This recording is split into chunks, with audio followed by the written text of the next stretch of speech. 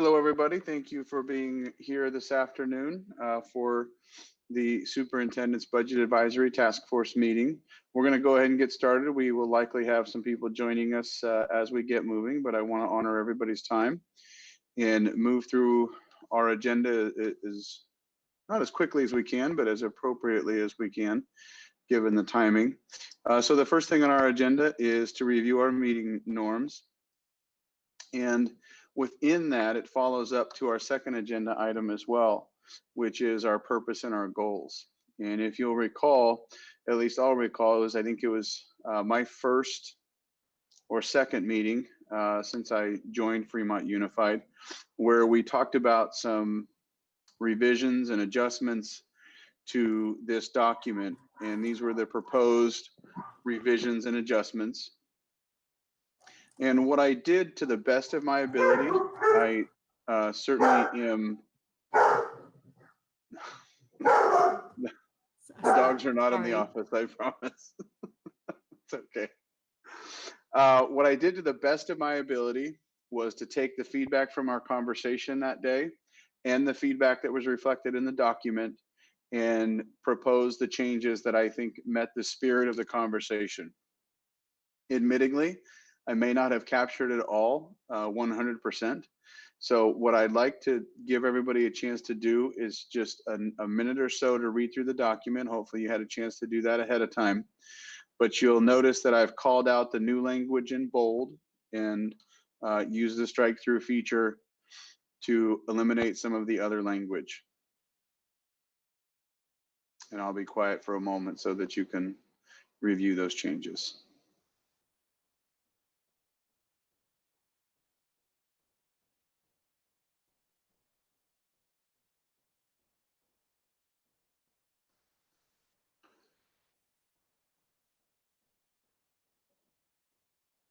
Ms. Sandoval, are you able to share that on our screen?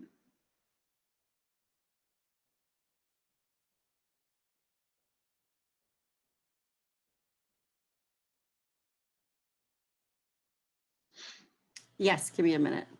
No problem, thank you.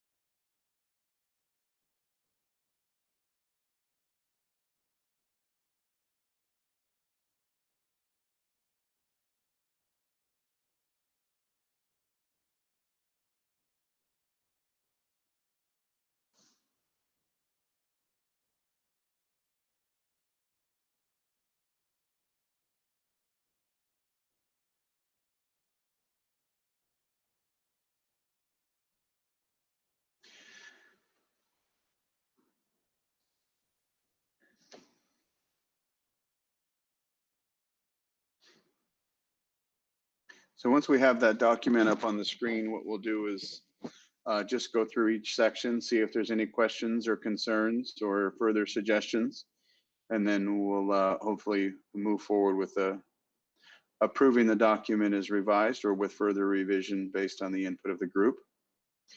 So within the first section here, the Budget Advisory Task Force, I tried to take the comments that were reflected within the box and add them to the first two paragraphs. You'll notice the strike through of the 2021, because that is our current budget, which has already been adopted, and focusing on the 21-22 budget, which is the next budget that we will be creating this spring and adopting at the end of the school year.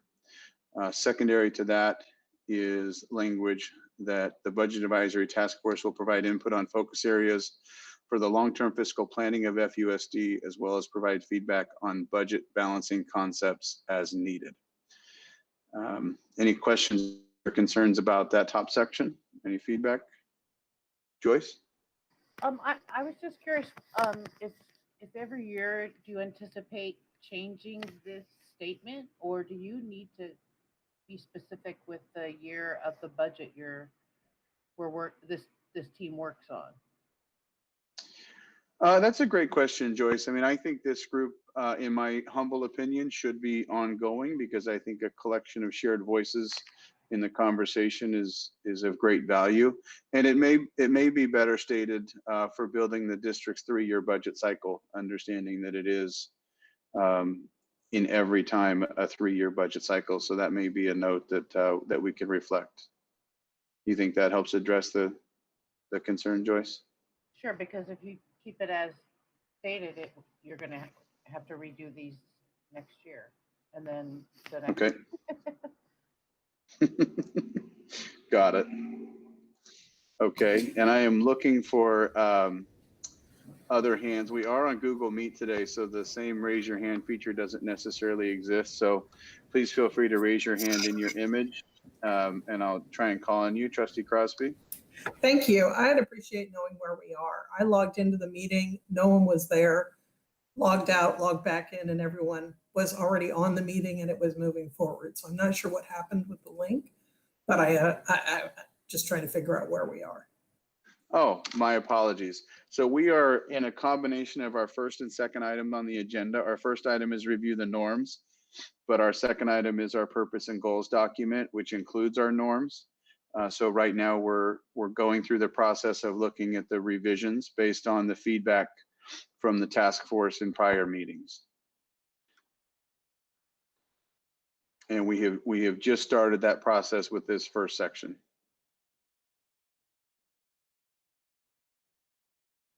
And for anybody else, if you don't have your camera on, but you want to offer a comment, please feel free to unmute yourself and share your voice. We'll try and make sure we capture everybody's input here. CJ, are you able to see my screen? Yes, I am.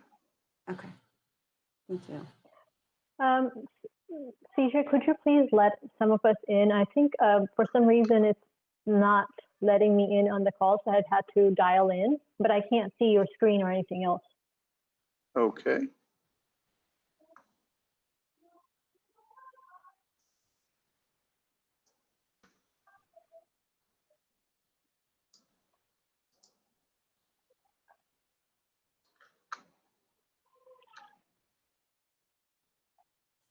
I think I've done everything I can to let people in, but Yeah, I looked at it as well, and it's open for all to join.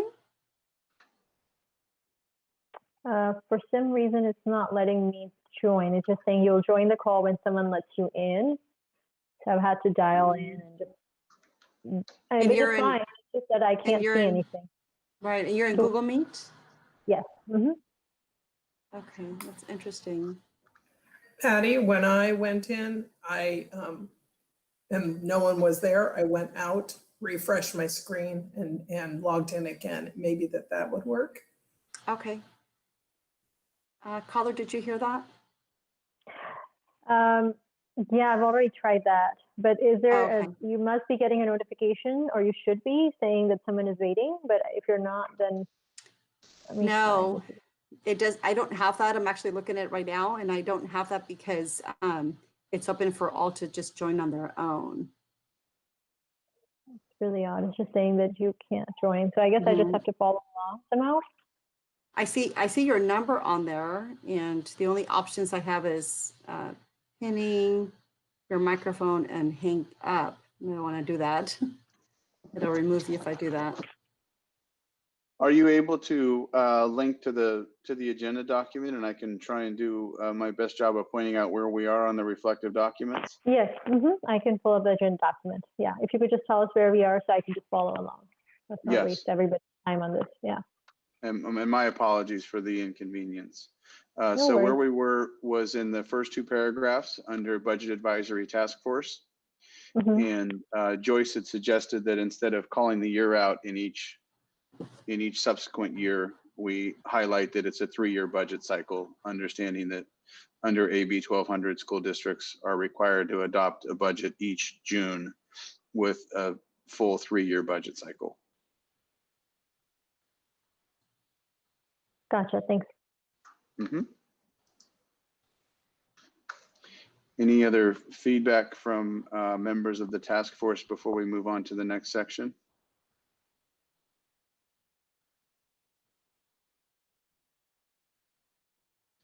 Okay, so what I'm going to do is move on to the next section of the document, which was previously titled, "What will the task force do?"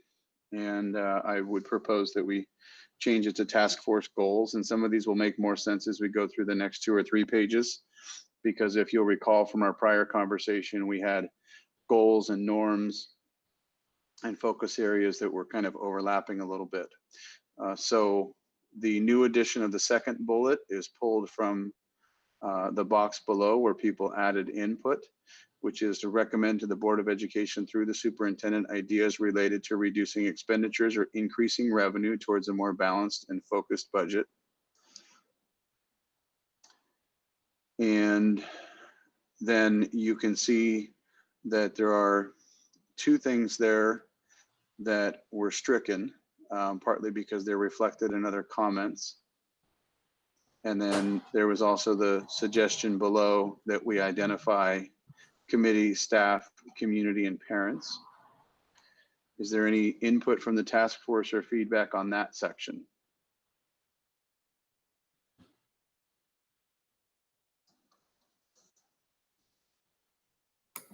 Should it be focused as opposed to focus? Thank you. Yes, thank you.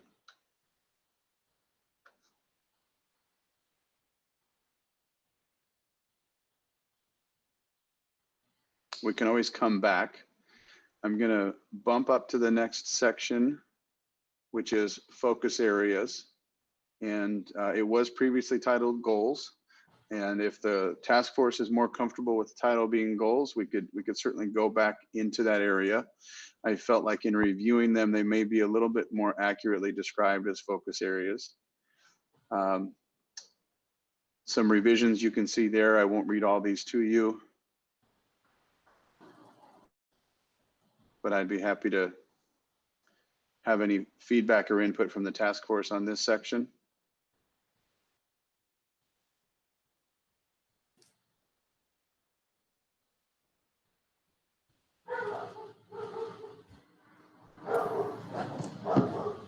Since we try to remain student focused, is it possible to add student to committee, staff, community?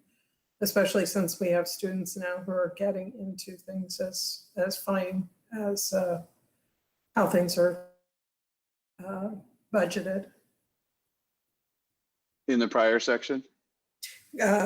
Contribute to improved communication, committee, staff, community, student and parent, or parent and student, to enhance understanding of the district's budget financial condition.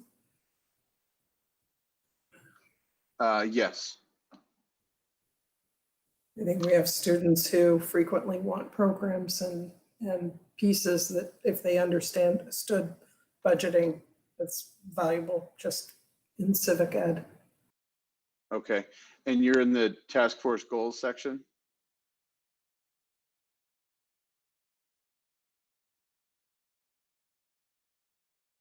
Okay.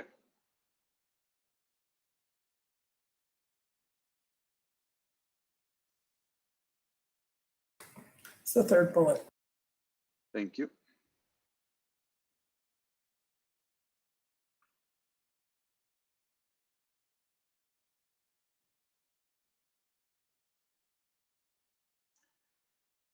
So on that next section in focus areas, you'll see I moved 2 of the line items out of that area and into norms on the next page. So we'll jump to norms and see if there's any feedback on those 2 changes and where the norms have been listed. Sorry, CJ, the third bullet on that page, just the apostrophe for students' needs. It could be student needs, or the apostrophe could go after the S. Okay. Either way. I'll make a highlight that we go back and revise it. Thank you.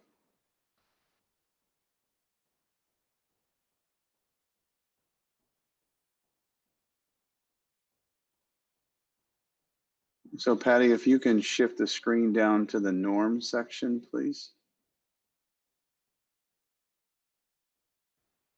A little bit further, thank you. So are there any, is there any feedback from the group on the norms? Those were not revised as substantially except for the addition of the last two bullets.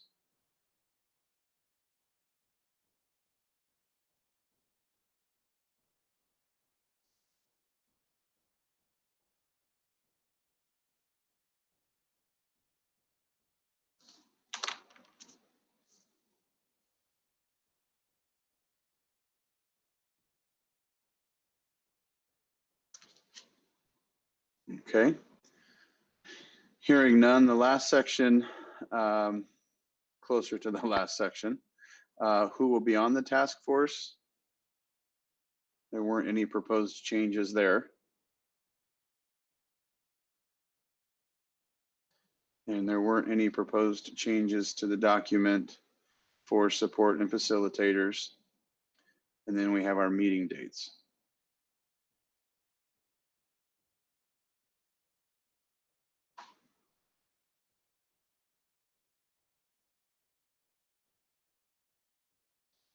Is there any feedback or objection or suggestions from the task force?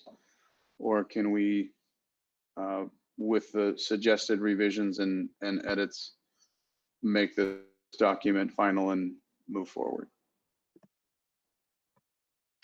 CJ, on January 18th, my phone's calendar, which could maybe be wrong, but it says that's MLK Day. Okay, thank you. Let me take a peek, sorry.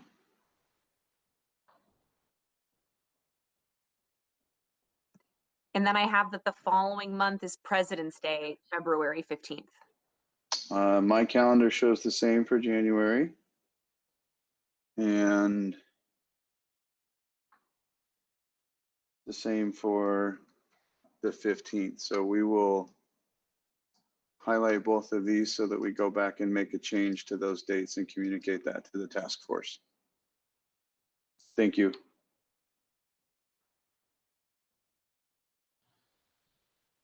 Will do. Thank you, Victoria.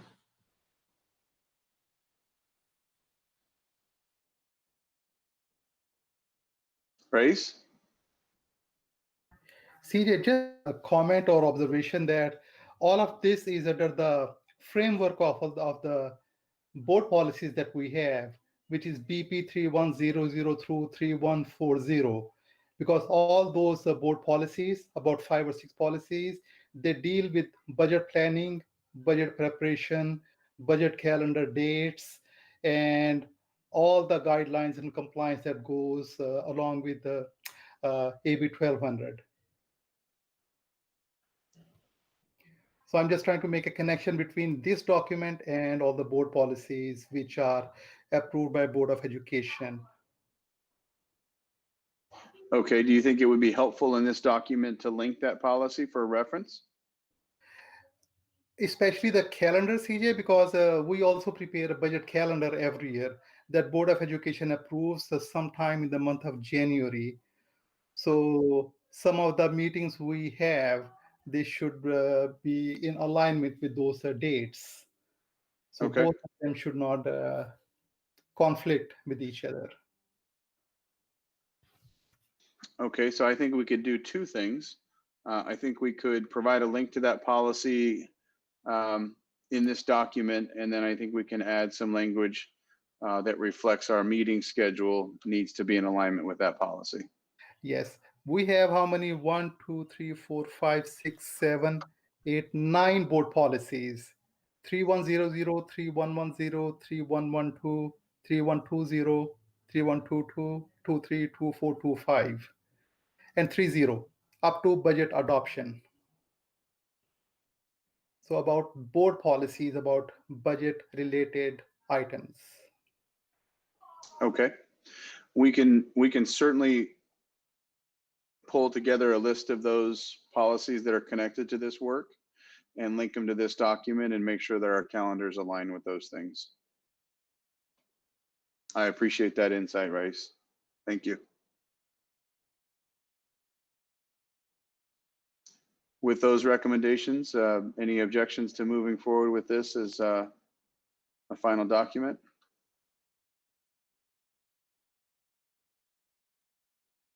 Not hearing any or seeing any.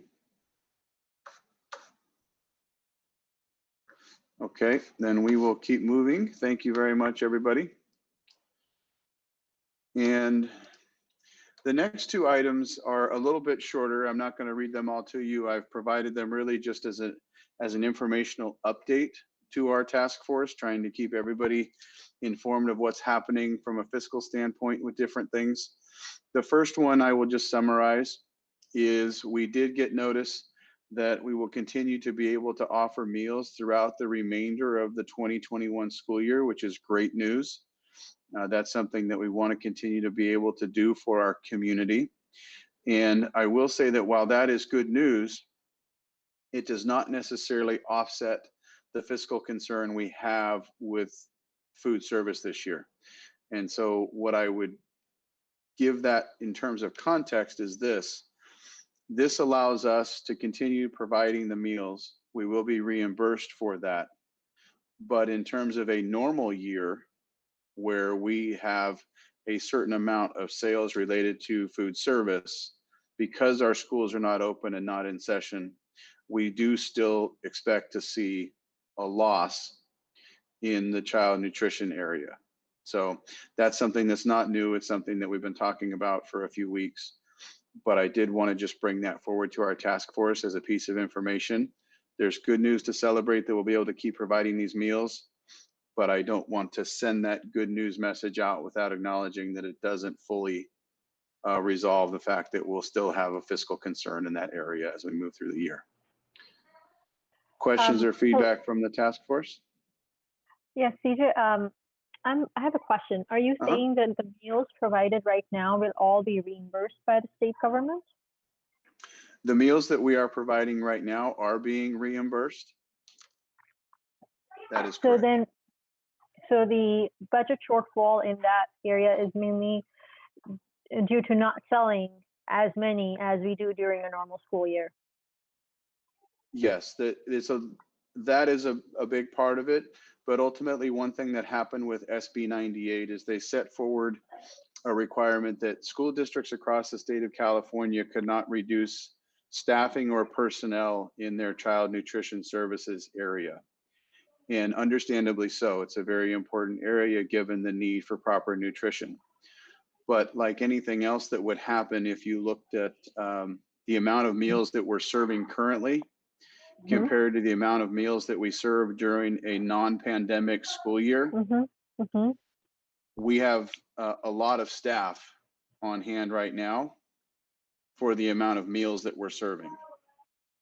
And gotcha. So basically we have carrying surplus staff for this year without any revenue that they're generating. Got it. yes, it's really about the total meal count just won't be the same. Raíz, any other insight on that you think I might not be describing? No, CJ, I think you covered everything, but I'm still in the process of talking to our CNS program, their managers, and the outside company that we use, Sodexo, to find out the details of that. And we are going to incorporate all of that into our first interim report. And Thank that you. is a contribution that goes from general fund to child nutrition services. Thank you.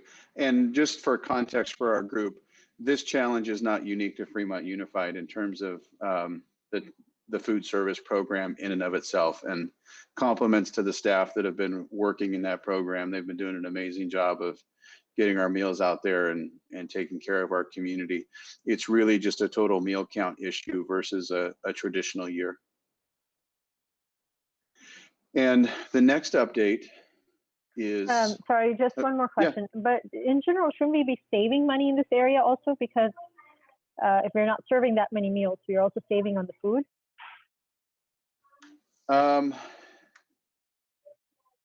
No, we generally would be saving on the food, yes, but it's not going to be enough to offset what our total expenses are.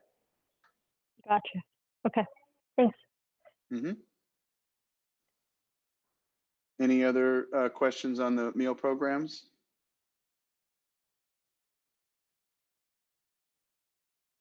Okay, so the next update is also really just informational, but as you may or may not have followed very closely at the state level, when the state adopted the budget in June, they set forward a mark in October of October 15th for kind of what, for lack of a better term, a trigger point where if we did not have federal stimulus dollars, we would be anticipating that we would see the deferrals that were a part of the state budget. And what this article summarizes, as you read it at your convenience, is that we have not yet seen, as you know, a federal stimulus package for education. And so it is anticipated that we will not see that money. And if we don't, the June budget will likely come to fruition. And that's not something that we're looking forward to. We were really hoping, as I think the state was, that we would see this federal stimulus money come through for education. The one note that I think is interesting in this is maybe reason to hold on to some glimmer of hope is that this is a message that says, even though the deadline was October 15th, if we get one in the relatively near future, there may be a way that the state can act quickly enough to help us offset deferrals. And by us, I mean public education across the state of California, not just Fremont Unified. So if you're following national politics, which I'm sure all of us are at this moment in time, you can see that there's been a lot of discussion about federal stimulus dollars and that there's been a real change in position on those things in the past, I'd say 6 weeks. But that hasn't resulted in any successful negotiated agreements for stimulus dollars. We will have to see if we get one of those soon. And if we do, what it entails for public education. So I just wanted to bring that update forward because a big part of the budget was built on having federal stimulus dollars come through. And unless something changes, we're being advised to not plan on that happening. And that is going to be an unfortunate circumstance for districts across the state because deferrals really provide a challenge for school districts related to having cash on hand over an extended period of time. And I think an easy way to describe deferrals is the state's basically saying to us, go ahead and spend the money and we'll send it to you when we get it.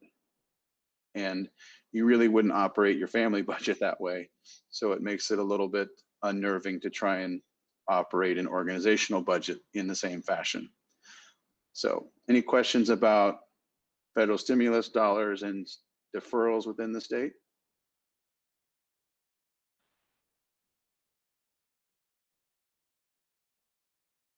Race, any further input you think that might help articulate that issue? So CJ, we already anticipated that deferrals are going to happen. Right. So we anticipated our cash shortfalls. And for months, we have been anticipating that. Keeping that in mind, we were planning to issue a trans, which is a short-term borrowing of cash from outside sources, from Wall Street, basically. So we are going to move ahead with that plan to borrow money. The only bad thing about borrowing money is that it's expensive because we pay tons of interest expense. At the same time, the cost of issuance is expensive. So easily we can expect 100,000 to 200,000 or even more expense when we issue a trans. But we have no choice to deal with the multi-month and multi-year deferrals. We have to issue a trans and borrow cash from outside sources. Thank you, Race. And I think it's important to point out that while not all school districts will have to do that, many will. And so it is certainly something that is happening within the Bay Area and throughout the state. I've got Trustee Jones, please. Yeah, I just wanted to know during the last downturn, the Great Recession, did we have to borrow money during that period, or were our reserves sufficient to handle the cash flow issues at that time?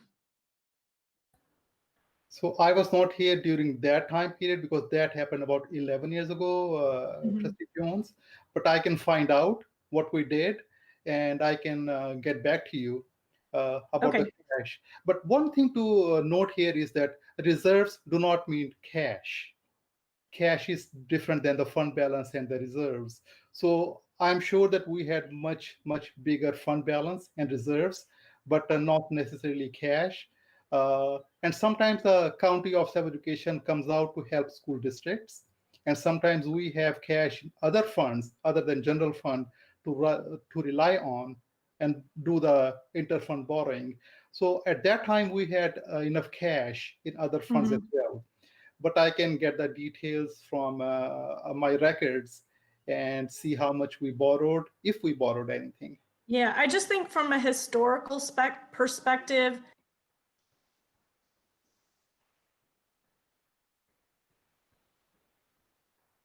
Trustee Jones, I think we might have lost your sound if you were on mute, maybe. sorry. That's okay. I think just from a historical perspective, I'd just like to know if we've found ourselves in a position of borrowing before. And I know this is really an extraordinary time.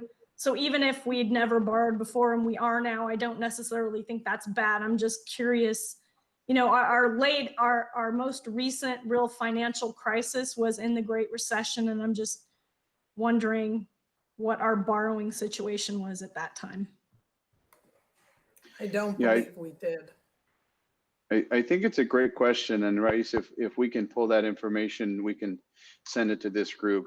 And I think one of the things that was unique about that time, Trustee Jones, is when we went through that initially, we started to then see also in a relatively short time period a lot of one-time dollars surface from the state, which really changed that outlook a little bit.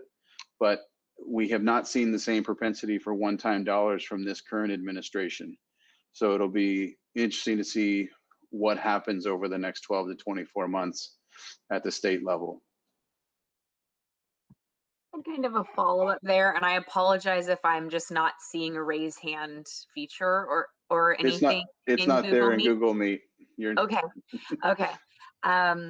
I was trying to see if there's a reaction maybe I could use to the question, but just as a follow-up on the reserve. So Rais, would it be the district's plan then to start to roll any reserves that we have into liquidation? So that we would be exhausting that in advance of kind of the additional borrowing. I don't know how careful is it in the district's best interest to borrow as little as possible so that we're paying as little interest as possible. And are districts going to be allowed, knowing that this is the time we would be utilizing reserves, not because we don't have the money, but because we had to liquidate anything that would look like cash, and the complications with the state saying, oh, you're going to get this money, but you're not going to be getting this money in a timely way. And also, please spend all cash you have on hand and more in order to carry us over. Will there be a detriment to showing at the end of the year, if state funds haven't arrived, that we have zeroed out our reserves because we're waiting for that money? So on the books, we wouldn't have zero reserves, but in actuality, our accounts might be completely drained. So I was just trying to explain that there's a difference between reserves and cash, because reserve means just a fund balance. If in private sector it's called equity, that does not mean the actual hard cash. So the terminology of liquidation of assets in private sector, if you have accounts receivable, you can liquidate receivables and get cash. But we do not do that in public sector. Public sector has more restrictions on us. And the cash flow that we have, Victoria, is a monthly cash flow. We get cash from state on monthly basis. It's a certain percentage of our anticipated revenues, and we get a certain installment every month. So we prepare a cash flow statement that shows monthly revenue or monthly cash coming in and monthly expenditures. We prepare that cash flow statement, and then we realize how much money we need to borrow on a monthly basis. So that is our basic tool for doing that.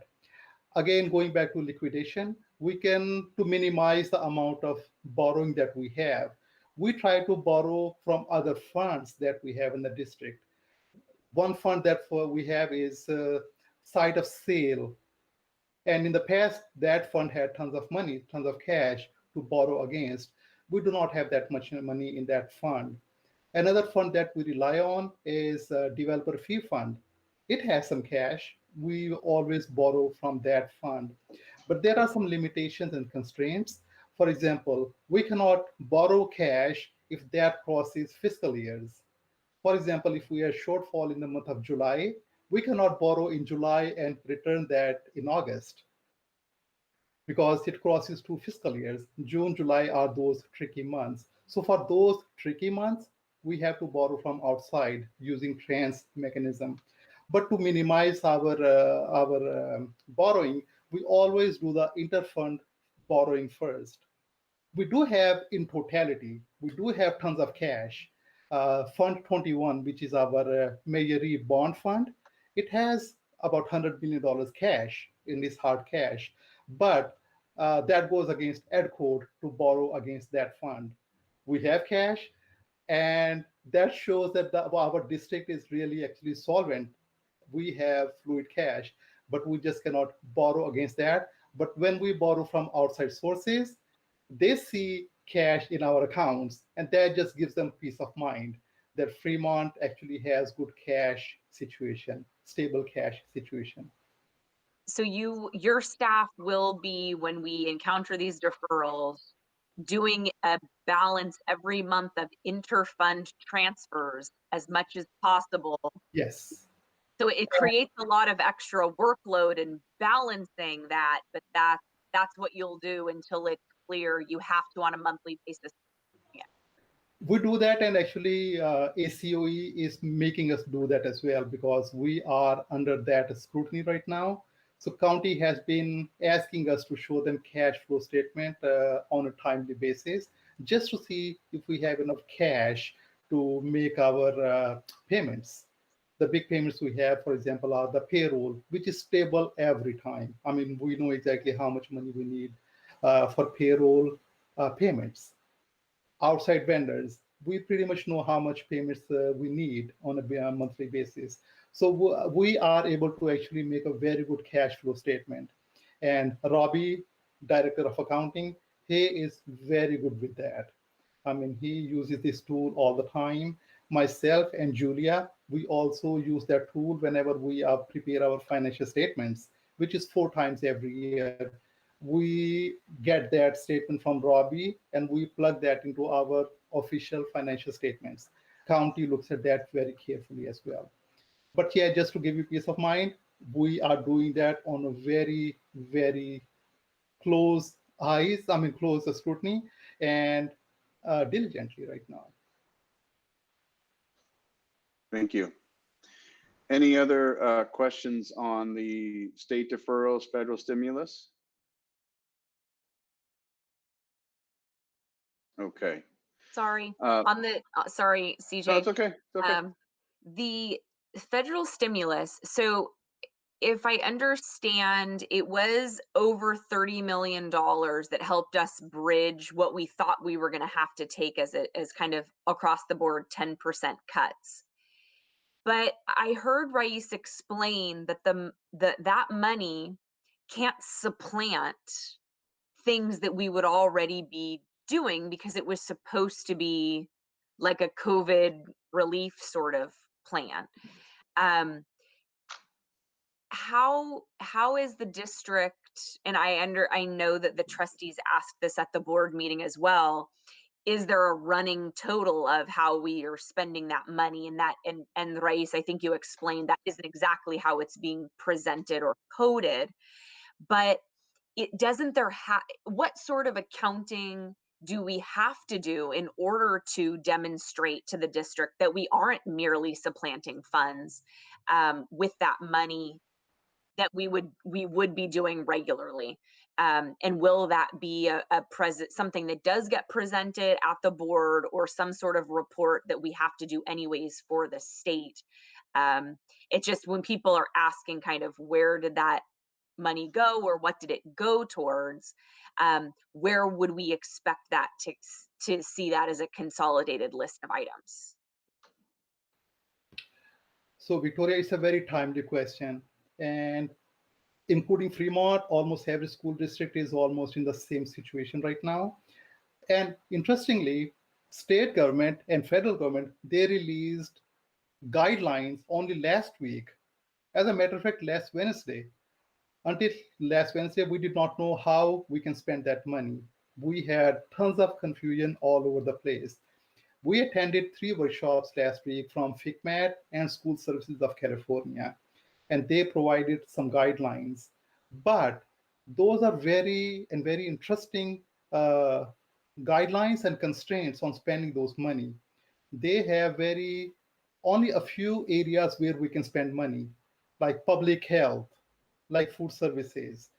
Some of the money we cannot spend money, for example, is teacher salaries or any kind of payroll expenses. And that was the hope for almost all school districts, because we have tons of money, but we have limitations on spending that money. To deal with that and to look at all the options we have and all the areas we can spend money, actually, business services team, including Marcus and accounting, we are meeting, I think, on Thursday this week. And we are going to actually analyze the areas where we can spend money based on the guidelines and the emails we have just recently received. After we have the discussion, we are going to share that with the cabinet, and of course, then with Board of Education and the community. And Marcus mentioned in the email, I saw that between you and Marcus, Victoria, that we love to have input from every stakeholder in the district to come up with ideas and guidelines on spending that money. Out of all the money we have to spend about $14.4 million before December 30th. It's a very short timeline with all the limitations and constraints we have. So actually, we are going to look at all the options, all the areas, all the programs where we can spend the money, and very efficiently make sure that all the money is spent that we can. Thank you, Rais. Thank you so much. So the next topic on our agenda, we've got about a half an hour left, and I think this will probably cover most of that time, is a budget workshop and community engagement process. And you can see, Patty, I'm not sure if you can share that document on your screen. What I've linked here is a document that outlines a draft. It should be clearly noticed as a draft in a few places on the document. And really what I would love is for input from this group and feedback from this group related to this process. So this is a process that unfortunately, where there have been difficult budget times in other places that I have worked, we have gone through this process. I think it has yielded a successful result in the context of gathering input from a broad group and from a lot of voices. And so what I've outlined here as a draft is the type of budget meetings that might be taking place. You can see that outlined here are included meetings with the labor groups executive boards for FUTA, CSEA, and SEIU. Those meetings would happen individually with each respective labor group's executive board and myself, along with other members of the senior cabinet. Then there is another notation closer to the bottom left, which is our FSMA board, which is our administrators group. There's another notation for a meeting with our Surfboard E group. You'll see at the bottom, almost at the 6 o'clock mark, if it were a clock, the Superintendent's Budget Task Force, where we already have 3 meetings. I would anticipate this will be a bulk of our next 2 meetings. You'll see just to the right of that, the Board of Education will receive progress updates in December and January. And then in a sequence of meetings between the end of January and through February, the board would be presented with budget balancing solutions. And then understanding that roughly in the end of February is where we need to make some of those decisions, especially if they're related to personnel. Opposite of that side, almost at the 10 o'clock mark of what might be considered the clock, there is a community budget workshops, and I've listed 3 of those. And in a non-pandemic world, what I would generally suggest is that myself and some members of our business team would go out to, for example, a comprehensive high school and open up the theater to as many community members, parents, staff, students that wanted to come, where we'd give a presentation and have some question and answer. In this pandemic world, we recognize that that's not going to be the case. And so one of the designs that I have thought about is holding these like a meet and greet session that we did, where it's streamed out. And then at the end of that, as a way to gather feedback, we use a survey tool for the people who have registered for the event and been in attendance. There is certainly the possibility of taking some live public comment in some of those streaming events if we did them that way. The question is, how many, how much do we receive? What's the time limit we set for that? And so I wanted to put this out for our task force group and ask for feedback overall. Are there questions, concerns about this process, or suggestions that you think should be added? Is there a group that, for example, that you think should be added to the list? And I will tell you, the challenge in crafting this list is when you add one group, there's this kind of ripple effect that you should add this other group, and then you should add this other group. And sometimes those groups can be collectively part of the community budget workshops. But I would love to hear feedback from the task force on this as a draft model for engaging the community. I forgot to point out, maybe around the 2 o'clock part of the clock, we would also be sending out some surveys to staff, parents, and the community, and the student group as well. May I ask what we are trying to capture from the surveys? What I would be intending to capture as a first idea is feedback on suggestions that the community might have for budget reductions, suggestions that the community might have for budget enhancements, and working on a way to articulate the wording of the questions in the survey appropriately, but also to try and pull out budgeting priorities of these respective groups. So if they had to prioritize expenditures, where would they want to prioritize those? Those are kind of the 3 areas that I'd be looking for feedback in a survey tool. But if, let's say, shouldn't they need to know that if they prioritize, let's say, I mean, I'm sure everybody prioritizes education. You know, what is associated with that? Like, how are they going to decide what can possibly be cut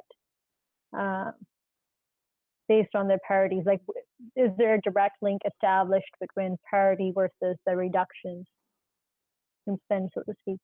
So are there some alternative programs that are mentioned there that might lead to certain reduction at the cost of maybe keeping the class sizes, for example? Would that survey really include that kind of detail to say, this is a priority that you choose not to include, and therefore we can make a reduction to this program, so to speak? I would tell you that my inclination would be that it wouldn't be that detailed.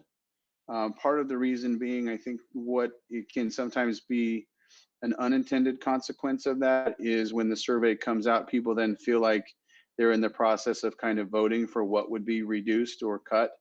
And that's not necessarily what we're asking them.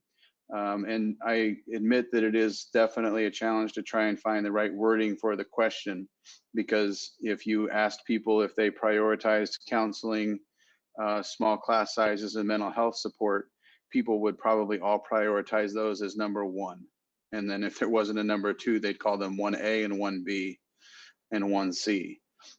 But we will try and come up with questions that help us inform what the priorities of our community groups are in terms of budget expenditures, and try and use that to inform our budget balancing recommendations. But I would be open to suggestion, but I am a little bit worried about making it too detailed of saying, if you support this, it could mean less or more of that.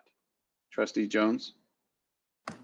Yeah, I think it is helpful for trustees to get a sense of what the priorities of the community are and to have some level of detail.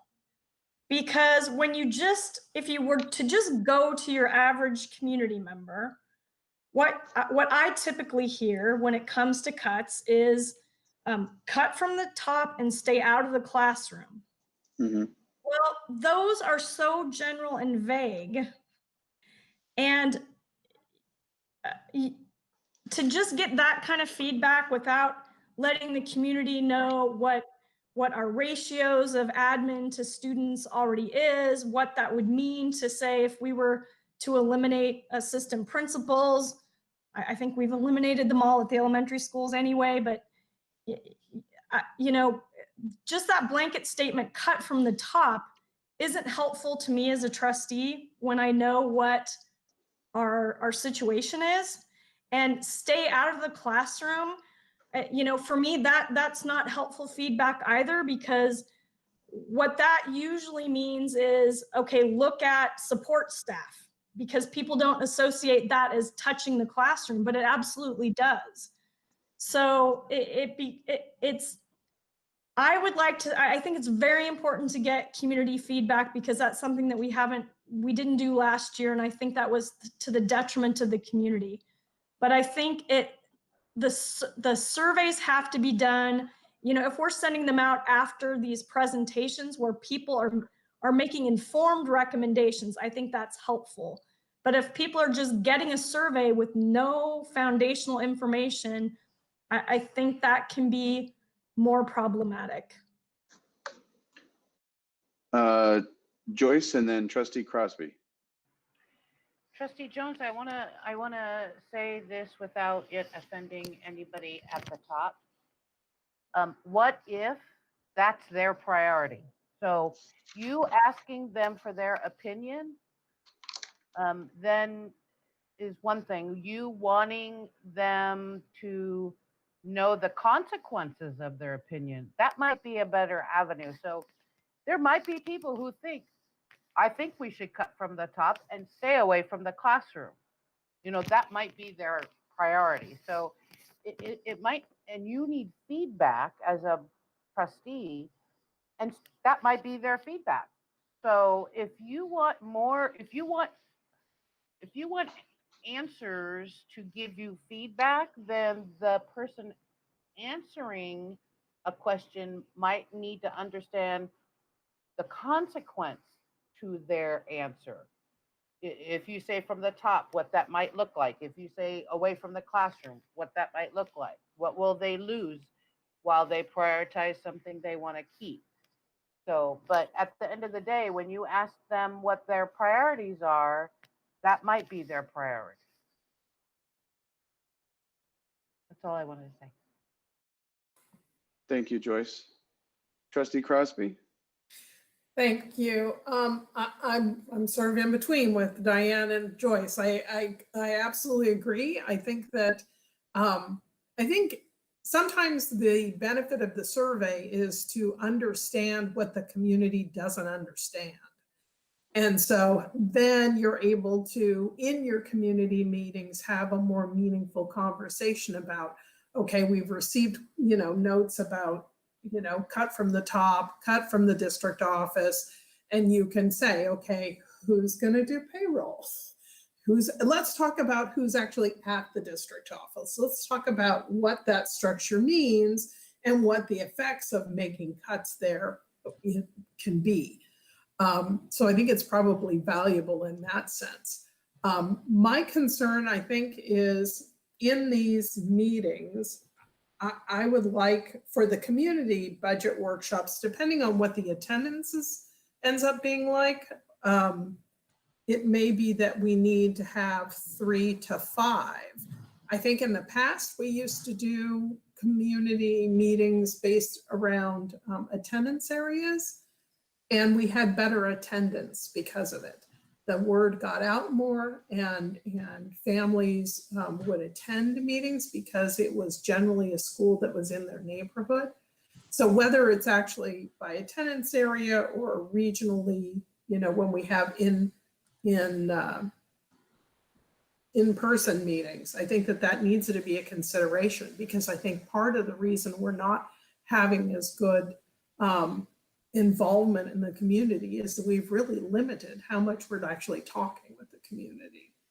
And I would hope that amongst those communities meetings, we would be inviting some of our community partners like the Chamber and like the Rotaries and things like that, so that they can also hear these updates on budgeting, because really we rely on our taxpayers to support our schools. And if they don't know our challenges, they won't know how to support us. And in addition to that, maybe connecting with the League of Women Voters, having them help us stream some of these meetings or something. But I think that that we need to make sure we're optimizing that community piece. Sorry, I just wanted to kind of piggyback on what Anne was actually noting regarding positions and kind of what people do and where they are.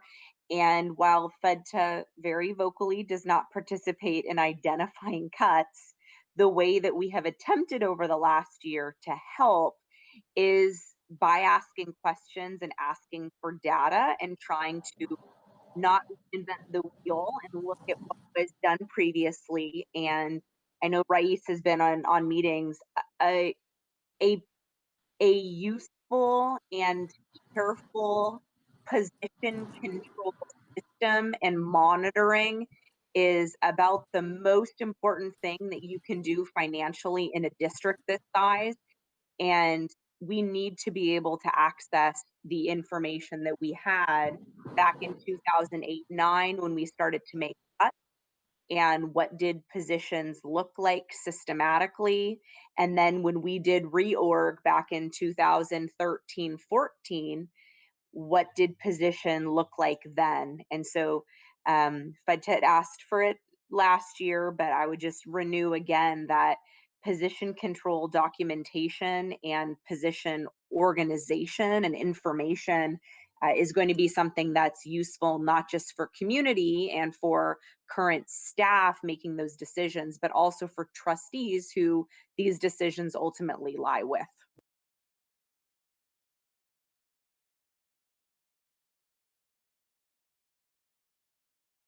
Sorry, I'm on mute. Thank you, Victoria. I will echo the importance of that from my years as a lead HR administrator. So that is something that I think I will follow up with closely and make sure that we're able to gather that information, because it is going to be valuable.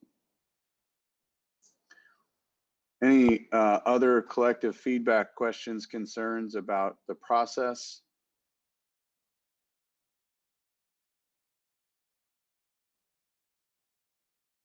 I think as a community, as a parent and as a community member, I am not so worried about the survey and what is gathered from there, but I'm worried about using the results of the survey to interpret what parents understand how the survey would be used.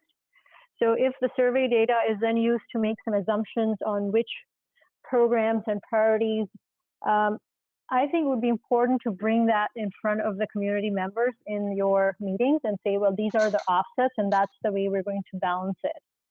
And then voting on that instead of just and presenting that out front in the meetings.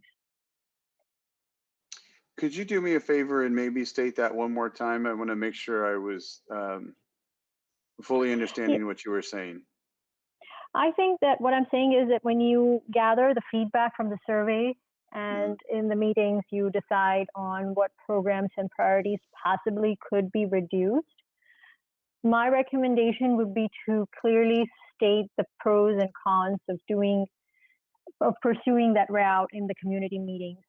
In other words, the community meetings should not be goal-oriented, but would be action-oriented on what action does FUSD plan to undertake and what's the result of that. And therefore, let parents vote on the actions rather than the goal. Okay. I appreciate that feedback. In the spirit of trying to be as transparent as I can, I want to share with you that I think I understand the rationale behind that. My reservation in fully executing that in the community meeting is that we would then be putting forward ideas to the community about what could or would or may be reduced.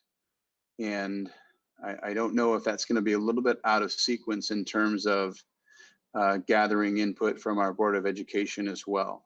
It may mean that there's further community engagement that has to happen in the later phase. But I would want to create a situation where our Board of Education has an opportunity to weigh in on that as well. Because what I would want to avoid is reaching a place of conflict between stakeholder groups and our Board of Education, if that makes sense. Yes, I totally understand the position you're coming from and your statement here. What I'm trying to say is that ideally, I'm hoping that the board represents the interests of the community. And sometimes the community has maybe stated their priorities, but they don't know the action you might be undertaking or what's behind it and what that would yield or do to them, to their schools in their day-to-day. So it would be important to know that. You may or may not implement it. It's obviously a draft, which is finally to be vetted by the remaining parties, but at least that way board would know where the priorities of the parents lie and what they're willing to see cut versus not touched at all. Thank you for that. The final decision is as per your stage gates. Thank you for furthering that conversation with me. I think it helps me understand the goals that you're seeking to obtain that way. Joyce, and then Trustee Jones. So I might need better clarification too. I represent about 800 employees, and so that work for FUSD. And so if we're trying to engage all of our stakeholders, and part of the stakeholders, let's say the community members and the parents, have some sort of ability to approve or suggest or rank their priorities, that puts employees in a position to go to a lot of different people to convince them otherwise. And I'm going to be quite honest and frank with you. When we are faced with budgetary cuts that are connected to positions, the people that are holding their positions work hand in hand with myself, and we start deciphering who we need to talk to save that position. We worked with attendance clerks last year, and we worked with, and so those employees, those who are community members and parents and happen to work for FUSD, I don't feel that would be a safe place for a position they should be put into to have to then kind of justify their positions to so many different stakeholder groups. And that's what I wanted to just add to that conversation. Thank you, Joyce. And I'll respond to that real quickly before I turn it to Trustee Jones. I want to say that I recognize and appreciate what you're saying 100%. And my intention would be to provide opportunities for input and feedback where we try, and this is very difficult work, admittingly, but where we try and find the balance of seeking an understanding and some insight in terms of where priorities might fall, without putting people in a position where from the outset they feel like they need to go out and try and prove the worth or value of their position within the organization. That's certainly not something that is productive, and it's not something that we want to do. But I do want to call out that at some point in time, when an organization is looking to reduce $11 million, once that draft plan is formally presented, then some of those things do start to happen. And that's an unintended consequence of the process. But I will say that in the outset of gathering community and stakeholder engagement and input, I will work very hard to try and strike the balance of not putting employees in a position where they feel like they have to lobby for one thing or the other. And that was my point of the thing. I've been through this cycle enough to know when it's time to have those hard conversations and who to have them with. Mm-hmm. And so at some point when there's recommendations being figured out at the board level, then we start that work. But Mm-hmm. before it gets there, I don't feel that that's an appropriate place. Okay, thank you. Yeah, I agree with you. I don't think it lends to the most productive dialogue. Trustee Jones?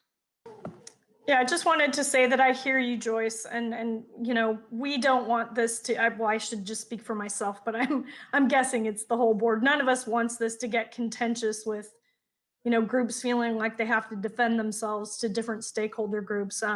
We have a lot of difficult conversations to have, but I want to keep that to the minimum for sure. I wanted to say that I agree with Trustee Crosby that I think the community engagement meetings, it may be best to have 5 by attendance area. I do think we get better attendance that way.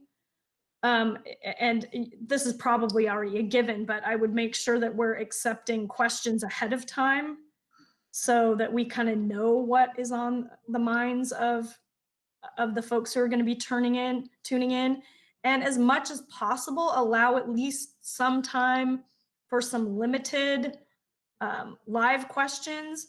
I think that there are times, you know, with this last round of budget cuts, I was getting a lot of feedback from community members, just stop building and keep our class sizes the same. And it, you know, when you're able to interact immediately with that suggestion and explain to people that bond funds can't be used for general fund purposes, then that diffused that right away. And that kind of thinking didn't have an opportunity to build momentum. So I really think there's I don't want to say a lot because we have a fairly educated community in terms of engagement with the school board, but there's still a lot of misunderstanding about how some of our budget issues work. And when people suggest certain things that they think, well, this is obvious, just cut this and it'll save this. And if you can respond to that immediately, I think it helps. So if at all possible, I would make sure we include some live question and answer. Thank you for that feedback. We've got one more agenda item before we move on to that. Is there any other feedback from the task force?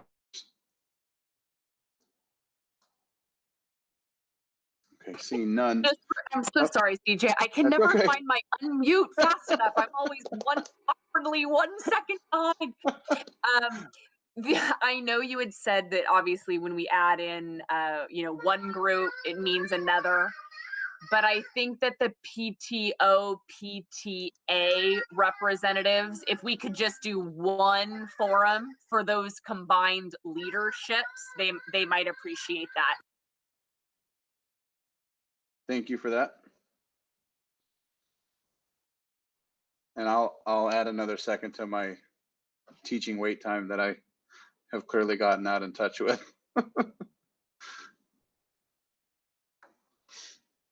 Okay, to the last agenda item, which I think ties very closely into this conversation as well. And some of it has already, really been discussed, but what I would put forward, for lack of a better term, it might be considered homework.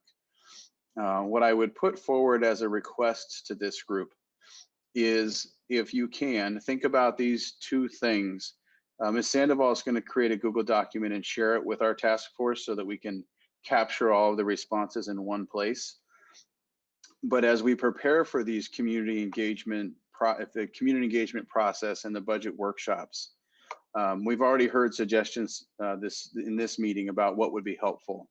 And so the question I'm putting forward to you as the task force is, when we think about the survey, and they don't have to be worded perfectly, but if you had 3 questions you'd want to see asked on the survey, what would they be? And as a follow-up to that, if we're putting together an informational presentation about our fiscal condition, and some aspects of that have to include some of the rules and regulations of school funding in the state of California.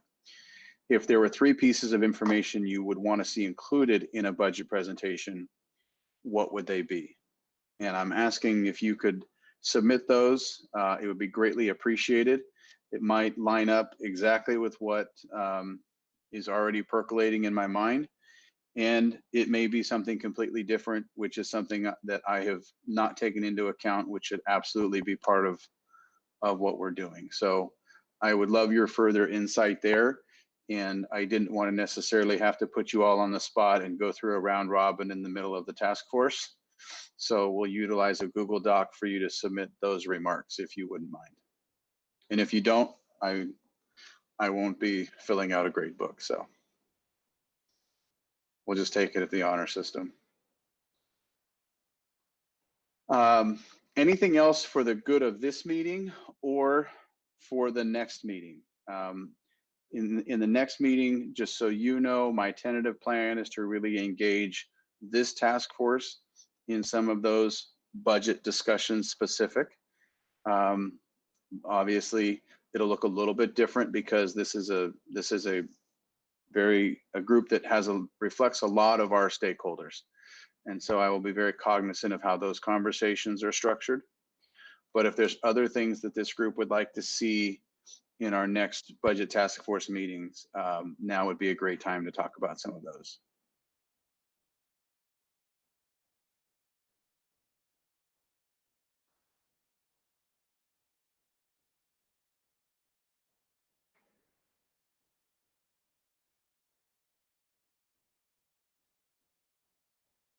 Going once, going twice. It is 4:45. Without objection, we will end our meeting this evening. Thank you, everybody, for your time. I hope you have a safe and wonderful rest of the week. Take care.